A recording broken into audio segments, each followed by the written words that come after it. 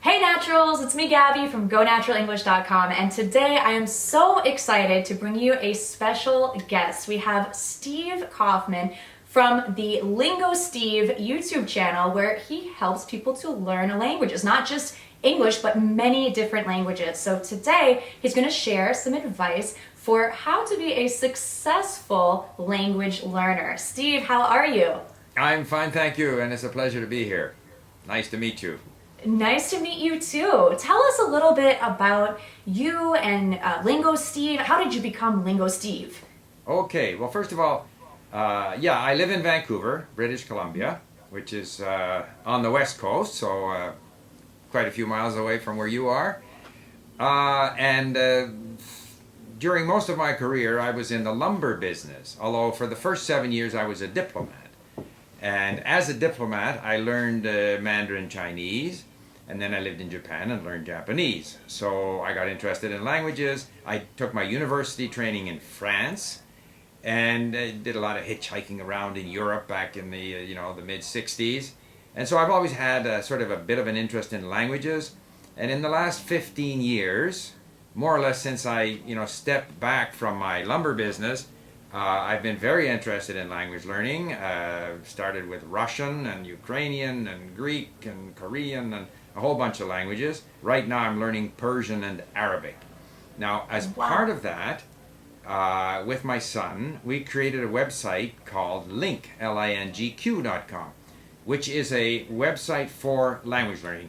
And the way I would describe it is, it basically takes advantage of all of the resources and the functionality that are available on the internet and with modern MP3 technology, online dictionaries, conjugating dictionaries. All of these different things is kind of brought into one place. Netflix, YouTube, there's so many resources for learning languages. And Link kind of has a bunch of functionality and statistics for tracking your progress that make it possible for learners, individual learners or learners in classrooms, to do better. And it's what I use for learning the languages that I've learned. In the last 15 years, since the age of 60, I have learned 10 languages to varying degrees of proficiency.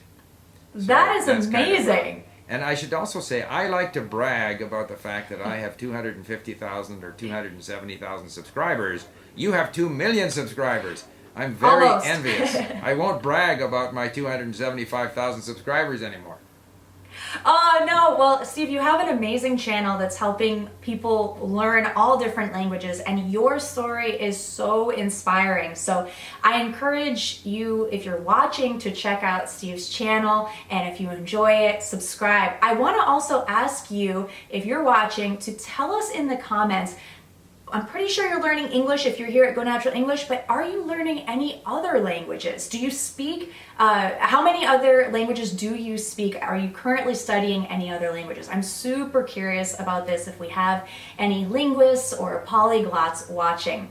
Now, I'm going to ask Steve some questions about how learning a language affects your life. What are some challenges or fears that he sees commonly in language learners, and also his suggestions for how to learn a language more quickly and more successfully. So I think that you'll want to watch until the end to get all of his good advice. So Steve, let's start with the first question, really, is what effect do you see learning a language on someone's life? I mean, someone might have a lot of different reasons for learning a language, but how can learning a language affect your life, I guess, for better or worse? Hopefully for better.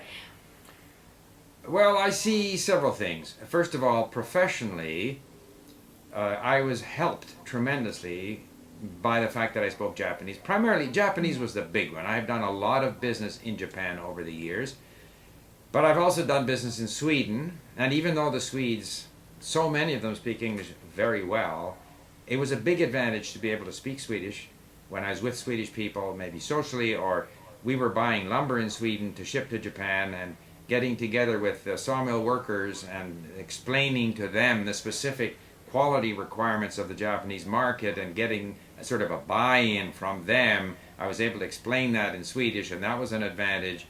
But I would say that speaking a variety of languages gives you more opportunities. It doesn't make you a better person. I know very many very successful business people who only speak one language. So it's not a condition. But more opportunities are going to come your way if you speak more languages. So there is a sort of professional side of it. But I think almost the biggest reward is sort of personal. It's sort of personal enrichment. For every language that you learn, even if you only kind of speak it quite poorly, you discover a little bit about that culture, those people. And those people come alive. Whereas before, if you don't speak the language, then it's a place on the map of the world and you know that that country exists. But once you have heard those people speak in their own language and you understand them, and I happen to be interested in history, so you read about their history, and maybe, as I've been able to do in many languages, you get an audiobook about their history, and you get to podcasts where they're talking about events that are happening in their part of the world, then all of these places come alive in a way that they don't if you only speak English. So I think both professionally and personally, there's tremendous reward in learning other languages. 100%, I agree. It's fascinating. And one other thing is I feel when I learn a new language, even just a little bit, it builds my confidence. If I see that someone understands me. For example, I also lived in Japan and I learned a little Japanese. I was able to go to a store and ask a question, for example, is there milk in this product? Something silly, something small. But when they understood me, I thought, wow, I can do this. It really built my confidence. So, but I agree 100%, professional opportunities, personal enrichments, and confidence for sure. Those are great reasons to learn any language, not just English. I'm curious, what are some common fears or challenges that you see across language learners, whether they're English learners or other languages? I think a major problem in language learning is the idea that people seem to have that they're going to learn something and master it. So that if they read a chapter on some aspect of the language, or even if they get corrected, that then they won't make that mistake again, or once they learn something, they won't forget it. That's not how our brain acquires language. We make the same mistake over and over again. I know this because when I study Persian or Arabic or Turkish or whatever, I have maybe once a week a session with my online tutor where we just speak. Like I typically delay speaking for at least a couple of months so that I have enough vocabulary, enough comprehension that I can have a meaningful conversation. But then I get a report from my tutor, which I import into Link as a lesson, and I save the words and phrases, and I notice that I make the same mistake every week. She corrects me, I make the same mistake. She corrects me, I make the same mistake. So we have to understand that we're going to make the same mistake over and over again. We're going to not understand the same things over and over again, and slowly, without us realizing it, all of a sudden we don't make the mistake, and all of a sudden we understand better. And so that's the process. Whereas I think traditionally in school, the teacher seems to feel, well, I taught something, now I'm going to test the student on this, and the student should get it right. The student gets 5 out of 10, 6 out of 10, the student feels badly, the teacher scolds the student. Well, I don't think the teacher would scold the student, but in other words, there's a pattern there of expecting that you're going to learn something because it was taught, or because you read up on it, or you practiced it once. It takes a long time. And the brain learns by establishing patterns. The brain learns by gradually understanding, like even children who might think that the past tense of take is taked. Normal. I mean, the brain says, oh, it's good. Like other verbs, you just add ed. So take is taked. And a child will say taked. The mother may correct the child, but it's useless to correct the child. The child probably will make the same mistake again, or the child will eventually hear took often enough from their friends that that they'll stop doing that. And so the pattern is not take. It's actually a broader pattern, but it's still a pattern. And the brain will eventually get used to that pattern. And so the brain will learn, but it takes time. And so I think a big problem is people are too impatient. They expect to learn to be perfect, and therefore they get nervous and they think they should be perfect, and really they won't be. In fact, the best thing they can do, and I've heard you say that on your YouTube channel, make mistakes. That's how you're going to learn. Yes. Make lots of mistakes. Yes, I love this so much because I completely agree, and I see it and I've experienced it where if you don't get something right the first time you see it or read it or hear it, you feel bad about yourself, and everyone wants to learn quickly, everyone wants to be perfect, but that's not the learning process. I think that's what you're saying, is to be patient with yourself and just keep going, keep making mistakes, improve as you can, but it's okay to make mistakes. We have to repeat so many times. That's what being human probably is, right? Right. Oh, I love that though. That puts it in perspective. So let's be a little more patient with ourselves. Right. Now, I'd love to ask you, because you've helped people learn many different languages, there must be some common tips or common commonalities between people who are successful language learners, and maybe some commonalities between people who are not so successful and kind of stuck. Could you share some of those commonalities between the successful versus maybe the not so successful language learners? And I guess first we should say, well, what is being a successful language learner? For me, it's being able to speak and be understood and listen and understand. It doesn't mean being perfect. It means communication. What do you think, Steve? Well, I mean, absolutely. We all want to speak, and we all want to speak well. I think, though, what defines the successful, it's almost a paradox. People who are willing to accept uncertainty, willing to accept mistakes, willing to accept not understanding, they end up speaking with fewer mistakes and understanding better.